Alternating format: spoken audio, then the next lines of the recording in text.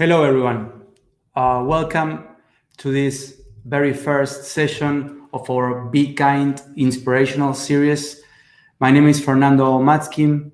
I'm the Chief Business Officer for Globant, and I'm thrilled to be able to host this very first conversation for our US community.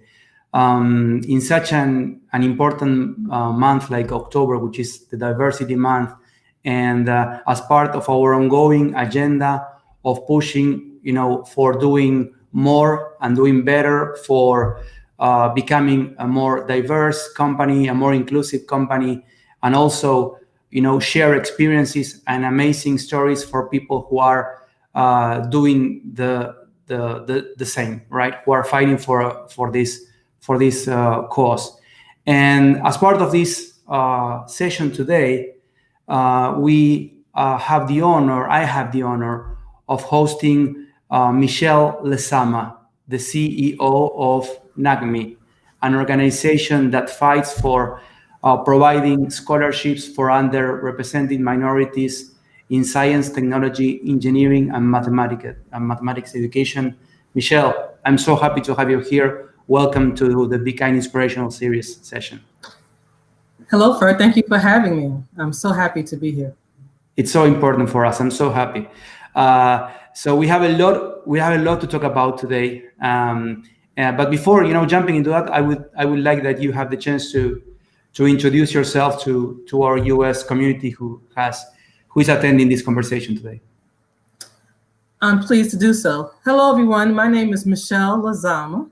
I am currently the president and CEO of NACME, National Action Council for Minorities in Engineering, Incorporated. I've been a leader in the STEM diversity space for over 20 years.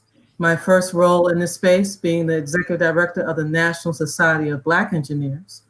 From there, I went on to lead an organization that focused on encouraging underrepresented minorities to pursue either a master's or PhD in engineering and other STEM fields under an organization called GEM, the National GEM Consortium. I am an engineer by education, and I am an alum of the NACME program that we're going to talk about a little bit later. I'm originally from the Bronx in New York City. I am a child of a part of the subject that we're going to talk about as far as poverty and having access to opportunities through education. I was raised by my paternal grandparents, as well as my mother. I lived in a single family household, and my grandparents raised me on the weekends and was very influential in my upbringing. I wasn't able to even consider going to college without the support of scholarships, which we're going to talk a lot about today. And NACME afforded me the opportunity to go to Northeastern University, which is in Boston, and I majored in systems engineering. From there, I worked at a technology company for a number of years, and then decided to go back to graduate school and received an MBA, as well as a Master's of Science in Systems. Worked in the media field as Director of Technology at CBS Television, as well as HBO Television before switching to the nonprofit field. I'm extremely excited today to talk a lot about my background, about people like me, and how we can work together to make sure that everyone that's interested in technology has access to technology. So thank you for allowing me to provide that introduction. It's a pleasure. Thank you so much for being with us today, Michele. And just for the sake of my own introduction, my name is Fernando Matkin. I am originally from Argentina. I've been living in the US for the last 5 years, currently based out of the East Coast. The first 4 years in the US, I was based out of California, which, it was a hard topic of conversation on my first interaction with Michele when we were talking about which coast you like the better. East Coast, West Coast? Yeah, East Coast versus West Coast. So let's leave that topic aside just for the sake of, continue to be friends. But, when I started to do research about NACME, I immediately fell in love with the vision, with the purpose of NACME as an organization. The statement of building an engineering workforce that looks like America. I think it's so powerful, so strong, so clear that I immediately fell in love with the proposition. So from your perspective, and being you, Michele, like a product, right, of the kind of things that your organization does for so many people, how do you live this purpose and vision that NACME has? Yes, so you're correct. Our vision statement, I love it too. It's simply put, but very powerful: an engineering workforce that looks like America.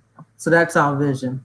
And what it encompasses is that we believe in people, we believe in talent, we believe in intellect. And to the extent that someone is engaged in technology, we want to be able to provide resources so they have access to educational opportunities and therefore career opportunities to be able to create innovation in America.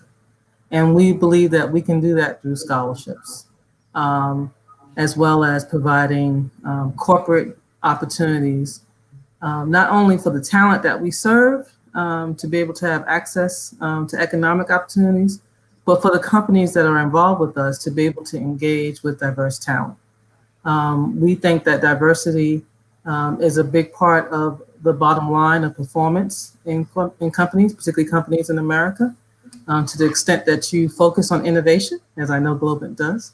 Mm-hmm. In order to be innovative, you have to really be able to think differently and to think outside the box. And we think that diverse teams allows you to do that. So our core business is to provide scholarships to underrepresented talent in the US, such that they can major in either engineering or computer science. And our second biggest directive is to be able to provide internship opportunities to students while they're in school, with the hope that companies will get to know them, that there's a performance equation, and that they are hired full-time. So that's what we do at NACME in order to influence the engineering and computer science workforce. And you're doing it quite successfully, because NACME is the largest provider of college scholarships for underrepresented minorities.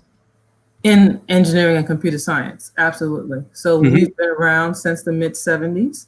NACME started as a result of the civil rights movement, and arguably 45 plus years later, we're in a similar environment in the US. And we are, to this day, providing scholarships through a partnership of universities and corporations, and are able to do that at a large scale for so many years.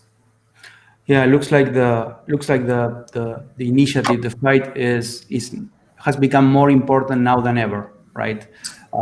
Not only from a political and social environment in the US, but also because I think that finally large corporations, large companies in the US and globally have understood, and Globant is amongst one of them, have understood the importance of having diverse teams, of having teams that incorporate different perspectives of the world as a way to really build teams that are creative, that are innovative, and that can deliver a different kind of value for clients, for stakeholders, for whatever they are relating with. Absolutely. I mean, you can just look at the companies that are performers, those that you point to when you think of innovation. Their ability to diversify their employee workforces really speaks to the bottom line. Diversity is not only the right thing to do, but it also is a business value proposition. Yeah, I was talking about the same topic, a few weeks ago on a different session, and I was saying that, a few years ago, it was all about the multidisciplinary teams, right?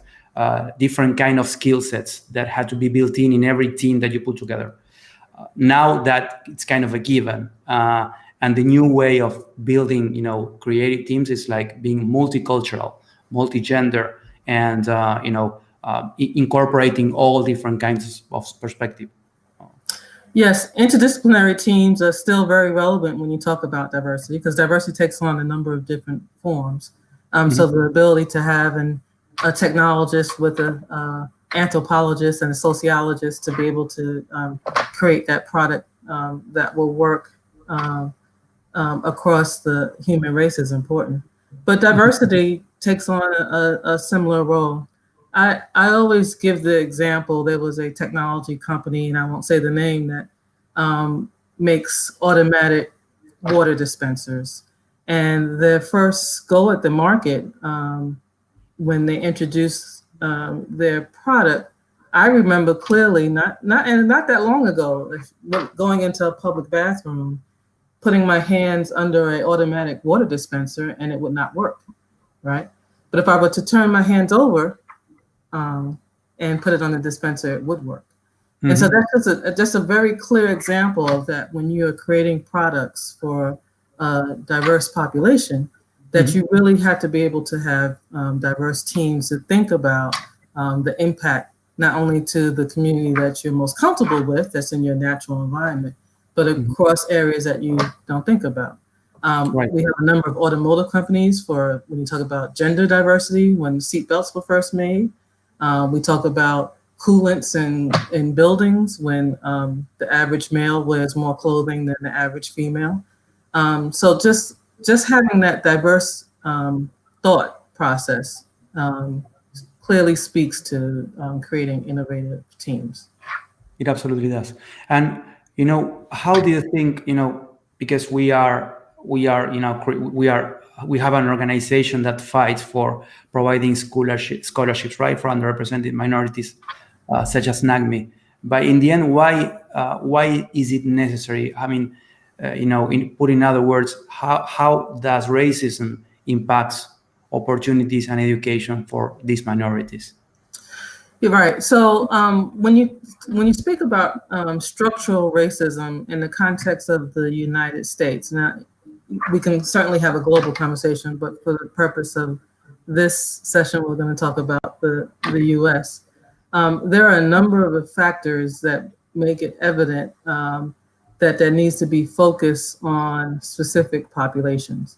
The U.S. educational system, for example, you can predict outcomes by the zip code where someone grew up. Because the public education system, which most Americans attend public school systems across demographics, attend public school versus private or charter education. And because taxes in this country are funneled by a local system, a school system in one zip code versus a school system in a zip code geographically not that far away, will have significantly different outcomes because of how those schools are funded. Prison systems in the United States are planned out based on the performance of third graders. So there's a structural understanding of access to education leads to outcomes.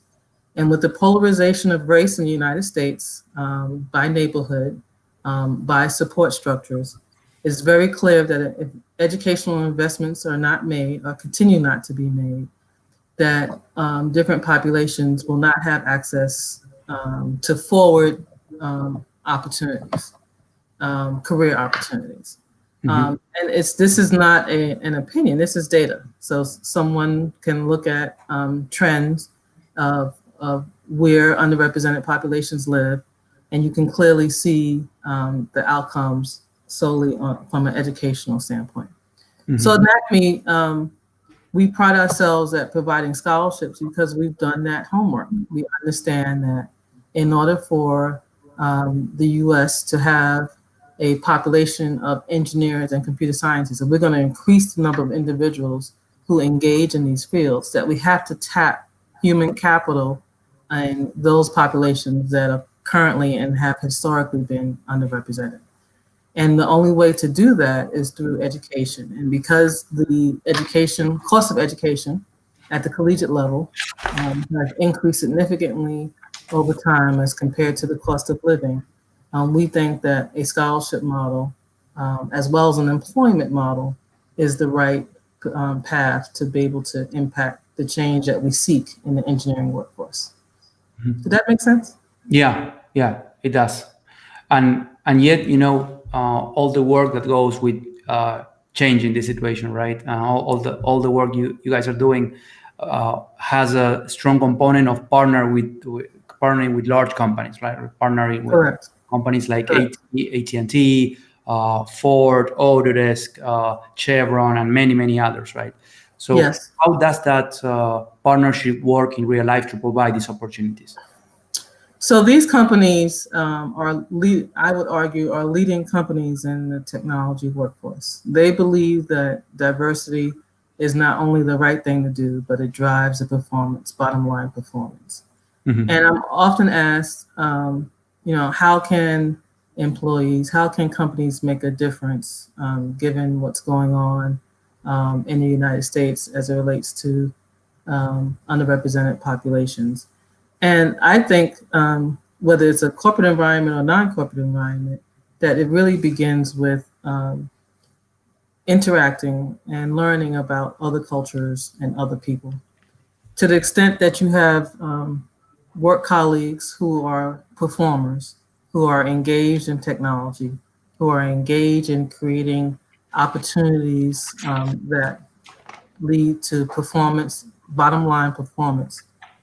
Those natural, what we used to call water cooler conversations before COVID, when we were together. That was like 100 years ago, right? Yeah, it seems like 100 years ago. Something that was supposed to be a 2-week situation is now much longer situation. That we have to get to know each other, that we have to have experiences, cross-cultural experiences in our regular environments. Mm-hmm. And to be able to do that in a technology environment, we think is helpful in order to be able to change, significantly change how we interact and how all communities are able to perform from a career standpoint. So the companies that we work with really believe in hiring, right? Mm-hmm. To have put in the work to figure out how to increase the number of diverse candidates that they hire. And I say diverse versus underrepresented because everyone has to hire across the board. And not so much in quotas, but to be able to create hiring pools so that when you interview for positions that you're making sure that your pool of candidates are diverse and that they compete equally for opportunities. Mm-hmm. Working with these companies, I'm sure that they take interns, they provide these opportunities, and I'm sure that there are many success stories of people who really went above and beyond those internships and joined some of these companies, or overall success stories that came out of this scholarships and all the activities. Do you have some you can share today? Yeah, I mean, there's a number of success stories. Some tell me I'm one because I received a NACME scholarship, and by the way, yours doesn't count, okay? Oh, mine doesn't count. Okay, so it's funny because I don't think it counts either. The chief diversity officer and the executive director of the BP Foundation, BP Oil and Gas, his name is Ray Dempsey Jr. Was a NACME Scholar recipient, and now he's running a multi-billion-dollar foundation. We have a number of individuals it's hard to say this without saying the company's name, at IBM, who have created or tagged for their innovation in creating new lines of businesses for IBM companies that are all NACME alum.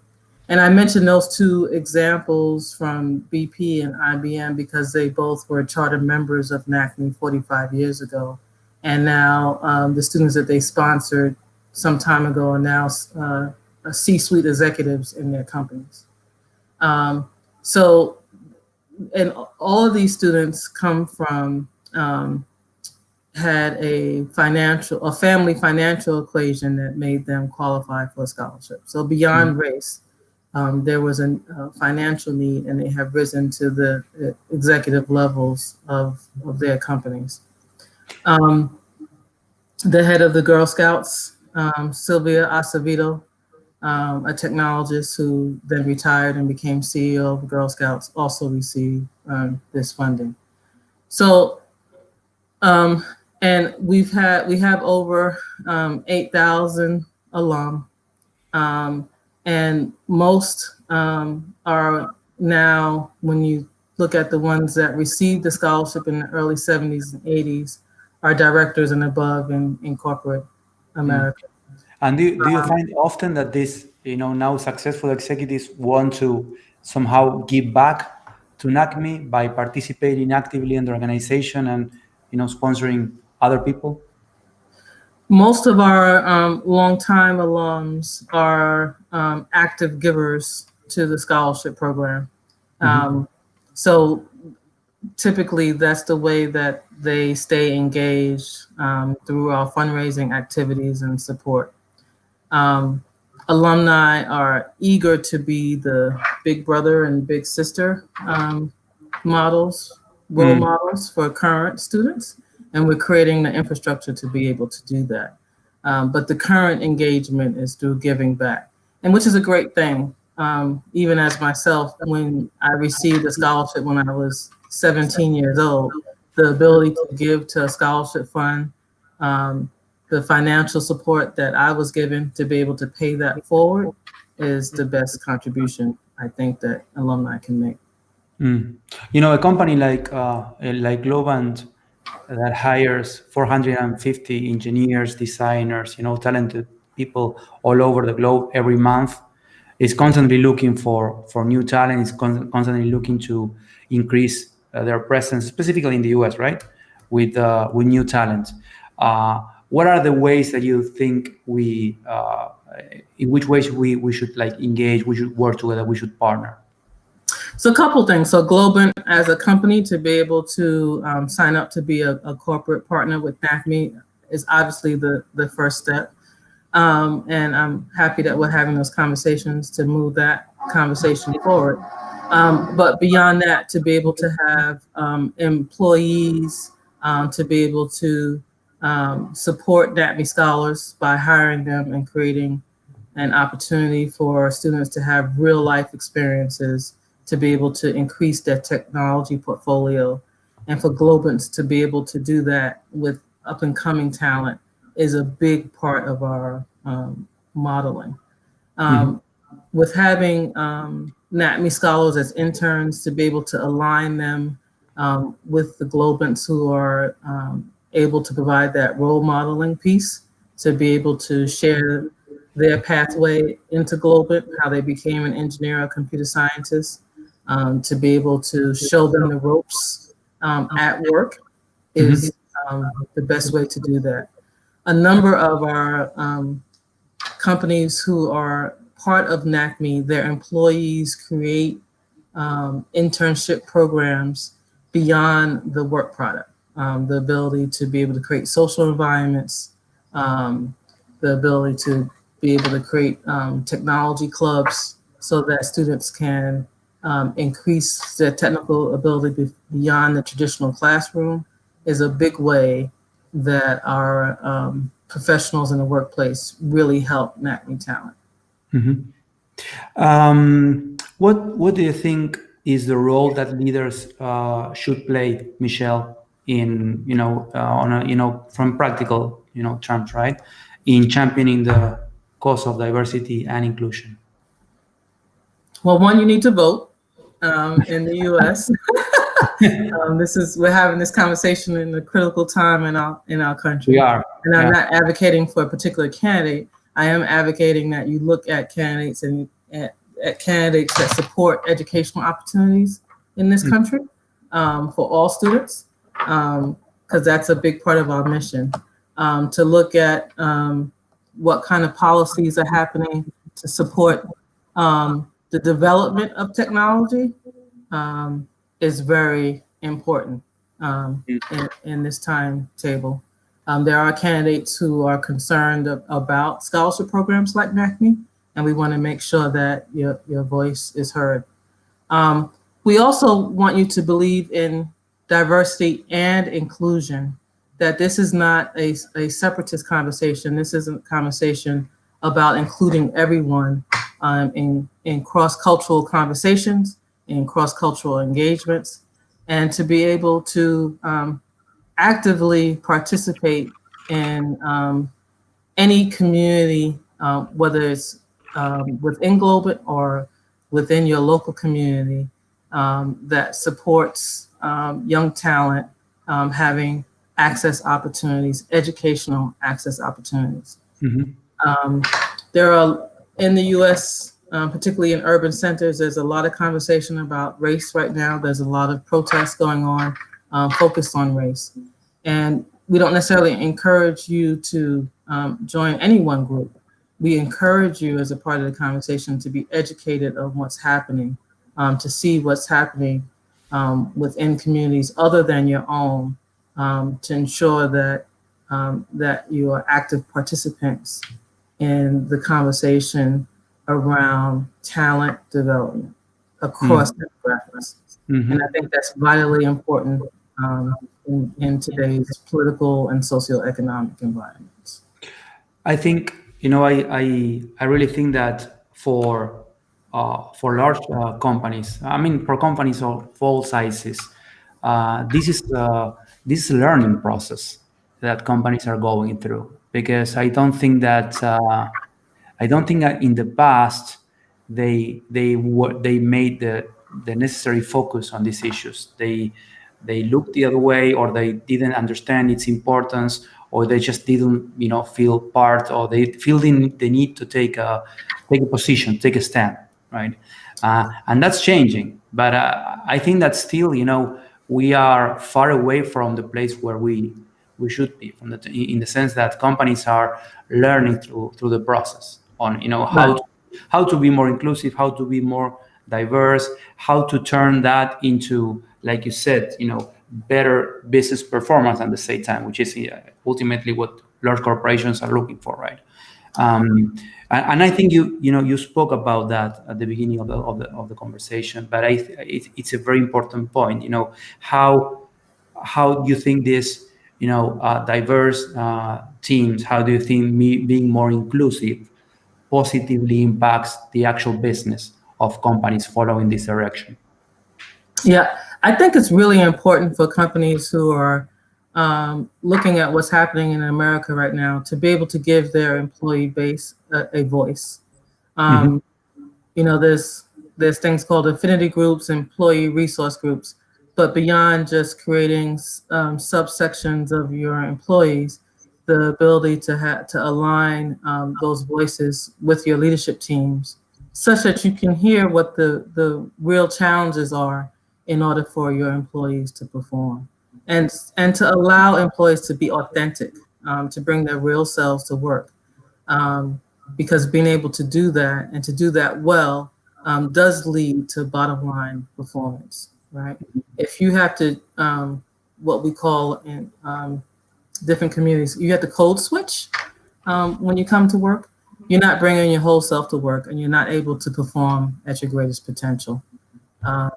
So we think, and we've seen it with our companies who truly use NACME as an opportunity to look internal on how they can really embrace diversity and inclusion, and not just make a statement when something happens, and not just put a paragraph on your website. It's through a listening process with your employees. Great, amazing. So I will open up for questions. So if anybody has questions from the audience, they can post them on the chat, and I'll start to read them aloud, and hopefully Michele or myself can tackle those questions. In the meantime, Michele, if anybody from our audience had someone in the family or had friends who would be interested in reaching out to NACME and applying for scholarship, connect, or even be part of the initiative, sponsor somehow, what are the best ways to connecting with NACME? So the best way to connect with NACME is to first look at our website, www.nacme.org. And if there is a program of interest, that we encourage you to apply. And the URL to apply is apply.nacme.org. So there's a number of corporations who set up special scholarships that want to support students beyond our traditional NACME scholarship. So it's a way for students to apply, as well as a way to give. If any employees want to give to NACME, that's also on our website by clicking on donate. Excellent. So while we wait, if there's any questions, I wanted to make a very important announcement. Globant is organizing a global award that is called Women That Build for the first time. That it's its spirit is recognizing and acknowledging the value and the work from women executives all across the world in different categories. I would like you, Michele, I would like to nominate you for the Game Changer category for the women thank you.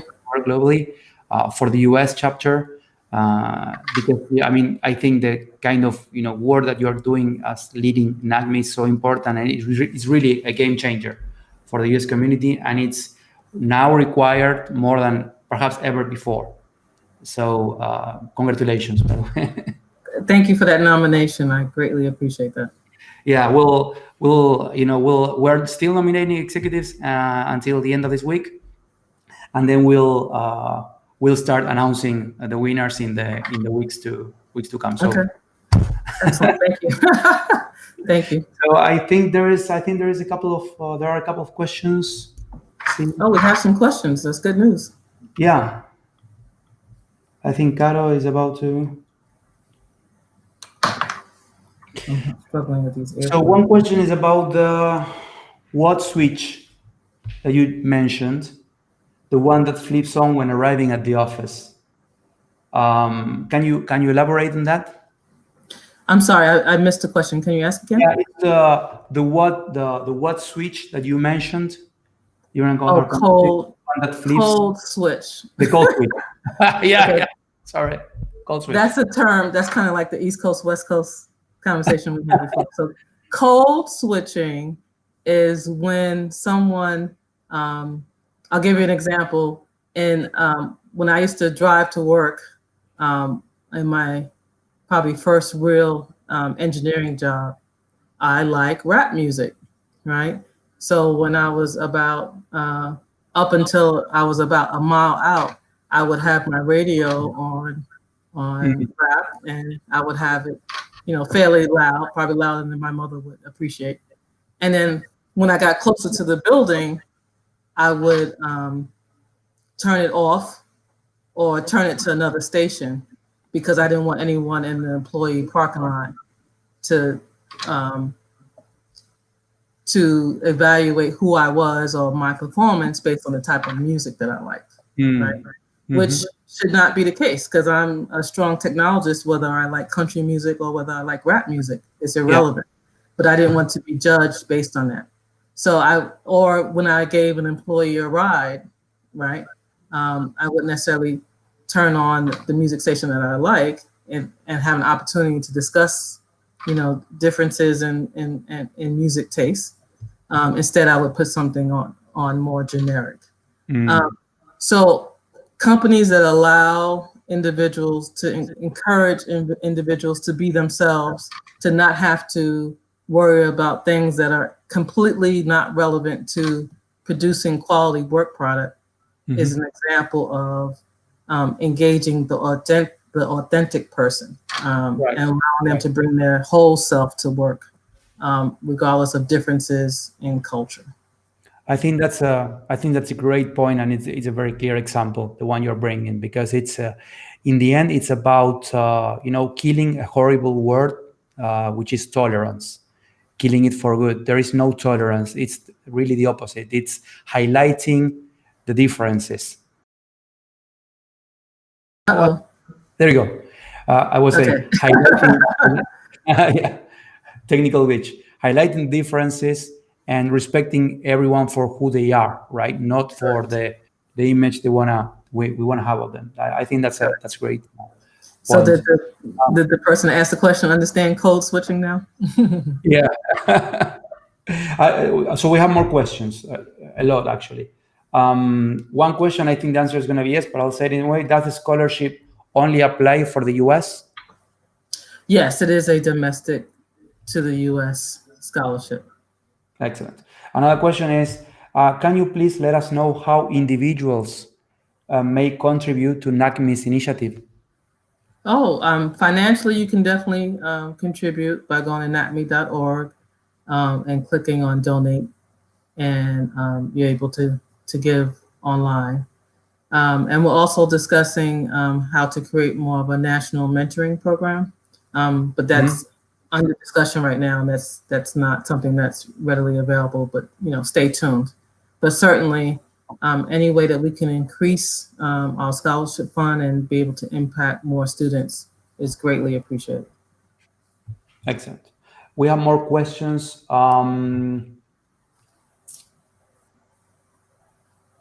So one person saying here, I am a diversity and inclusion lead for my company and work very closely with our senior leaders.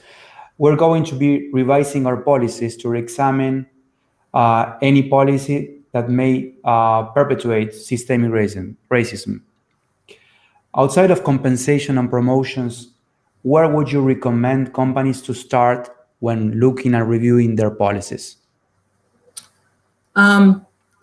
So policies is definitely a legal matter, and is based on the country that you operate in, and I can go through all those sub-bullets. But you want to be able, there's a couple of things. So one, hiring practices, to be able to create policies to diversify hiring pools, applicant pools. In the US, we get caught up legally about hiring quotas, and that's not what I'm referring to. But creating policies that, particularly at the senior level, when you're hiring outside of internal ranks, when you're going external to recruit, having requirements that application pools must be diverse before they're brought forward to a search committee or to a senior cabinet is something that can have an impact in outcomes. And certainly in creating the hiring practices on both ends of the spectrum for early entry hires, creating intern programs and aligning them with organizations like NACME. NACME is not the only organization in town.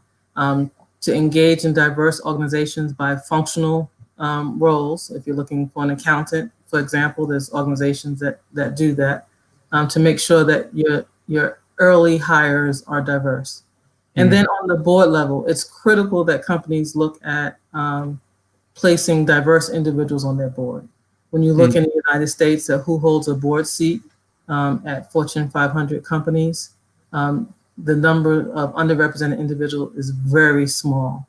So to be able to have diverse board of directors is a critical implementation practice that we encourage companies to take on. But beyond that, to make sure that you have affinity/employee resource groups that are aligned with an executive that has the sphere of influence to implement change. So having an employee resource group that just talks amongst themselves is not an outcome-based structure. To be able to require that each one has an executive lead. And then I could talk about this for hours. And then lastly, to make diversity a performance metric, particularly for senior leaders, to make sure that they are creating diverse teams, they're engaging diverse teams, and they're giving diverse individuals a voice. You know, I'm happy to hear your answer, because many of the things you are saying we are doing at Globant, and even some of them I wasn't fully aligned at the beginning, because I was like, why should we set this as a KPI when it's actually something that should like flow naturally? We shouldn't be forcing people, like putting a KPI in front of them. But then, I realized, same as setting a quota, it's just the only way of making up for many, many years of, delays in pushing these initiatives. So at the end of the day, I think that it's a very effective measure to align policies and to align, the company initiatives. Right. And one last thing, compensation reviews, to make sure that there's no inherent structural adversity in compensation. So to do a review periodically, whatever that period is for your company, on gender, as well as ethnicity and race, is critical to make sure that there's not inherent bias in hiring and offers. Excellent. We have more questions coming up. How can we or should we approach race relation discussions in an office setting?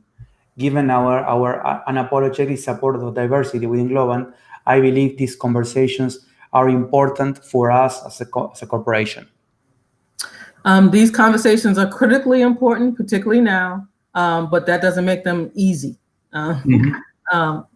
To be able to create an environment where individuals can openly discuss concerns without them feeling like or actually realizing any inherent impact to their role within the company is a very difficult thing to do.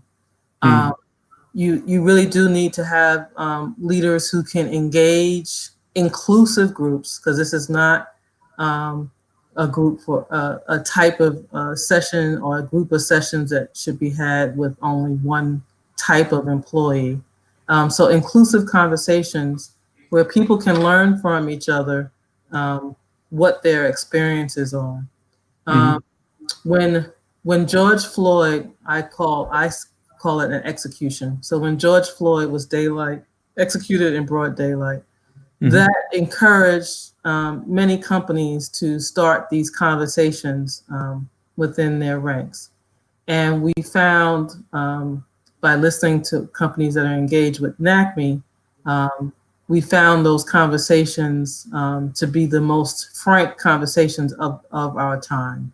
And it's although it's unfortunate that that type of event was the impetus to engaging, it does allow companies like Globant to be able to create safe spaces. It's critical for it to be a safe space, and not just in a title, but a safe space where both minority and majority individuals can talk about what their feelings were as a result of that event. And you'll find that you'll have a diverse opinion within diverse communities. We don't want to make the mistake that there's a monolithic viewpoint by community. So creating opportunities for people to have forums, to have conversations, and to have metric outcomes that can be measured. So it's not just talk just to have talk. But you need people that know how to moderate those type of sessions in order to do it effectively. But do it. The key is to do it. Excellent. And I have one last question. What is holding us back from maximizing diverse groups of people? What is holding us back from maximizing diverse groups of people? So I'm assuming us is America us? Or global us? I think it's the human spirit us? So let's what is holding companies back from maximizing the performance of diverse group of people, putting it together and maximizing the performance, you think? Yeah, so what holds companies back is I think is like hires like. People tend to gravitate to known entities. So taking race and ethnicity off the table for a second, when NACME works with a new company on how to hire differently, the first thing we do is we ask them to explore your current hiring practices. And more often than not, hiring managers, people who have a hiring authorization, tend to look at their own university first of where to hire, because they know the program, they know the people, they know the curriculum they went through, they respect it. So you tend to hire just naturally from known sources, right? People gravitate to, when you have a choice of where to work, you apply for opportunities that you think are most aligned with who you are as a person. And if a company puts out images or content that is clear, that is not casting a wide net, you tend to hire people who look like you, who think like you. That's not racism. That's just a human factor. A bias, right? It's a bias. And then you tie that to structural racism, the kind of things I pointed out to at the beginning of the conversation. Then you end up not advancing. You just do the same thing you've always been doing. So it's conversations like this when I'm hoping that Globant as a company will look at themselves to say, okay, that was nice to have her on, but are we doing any of the things that she talked about? And I'm hoping that your employers will say, hey, are you guys creating a space for me to be able to communicate in a way that allows me to be a better employee? And I'm happier to do this work. So we have to have these honest conversations that lead to actions. And we need people who are in authority to measure positive results. Are we moving the needle? Because we tend to, as a country, the United States of America tends to talk without action. And no one is held accountable to measure whether there was action or not. And that's the difference. When we start really looking at it from a lens of there's 16% of the United States who are from Latin American countries, but only 5% are within the engineering workforce. And are we closing that gap? And what are we doing to help close that gap? Then it takes the emotional piece off the table. Right. Yeah. Excellent. And we always say as a company that Globant is in beta.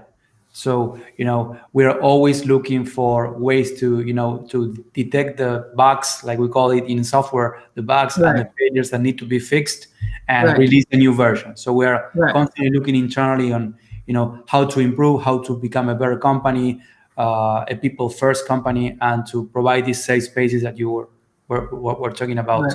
And be careful, because technology moves a lot faster than solutions and diversity. This is a long haul investment, right? So if you hire one diversity, every day. Excellent. So thank you so much, Michele. It's been a pleasure and an honor to host you in this first session. Thank you for having me. It was an honor to be asked, and I'm hoping I did what you thought we would get out of this. And I'm hoping everyone that logged in.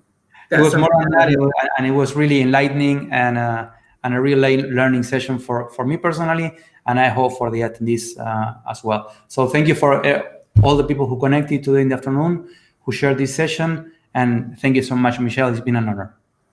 Thank you for Take care. Bye, everyone. Bye, everyone.